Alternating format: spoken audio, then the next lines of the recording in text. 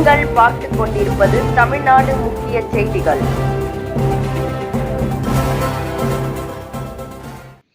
மறைந்த முன்னாள் முதலமைச்சர் ஜெயலலிதாவின் 78வது பிறந்த நாள் விழா இன்று தமிழகம் முழுவதும் அதிமுக தொண்டர்களால் எழுச்சியுடன் கொண்டாடப்பட்டு வருகிறது.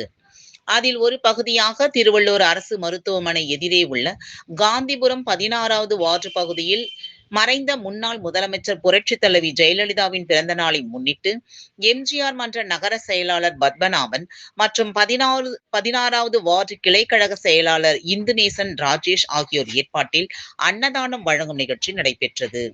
இதில் சிறப்பு அழைப்பாளராக திருவள்ளூர் மேற்கு மாவட்ட கழக செயலாளரும் முன்னாள் அமைச்சருமான வி ரமணா கலந்து கொண்டு புரட்சித் தலைவி ஜெயலலிதாவின் திருவுருவ படத்திற்கு மலர் தூவி மரியாதை செலுத்தினார்.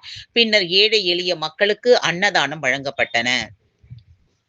அதனைத் தொடர்ந்து காந்திபுரம் 16வது வார்டு இளைஞர்களுக்கு கிளை கழக செயலாளர் இந்துநேசன் அவர்கள் ஏற்பாட்டில் கிரிக்கெட் விளையாட்டு வீரர்களுக்கு விளையாட்டு உபகரணங்கள் வழங்கி கௌரவித்தனர்.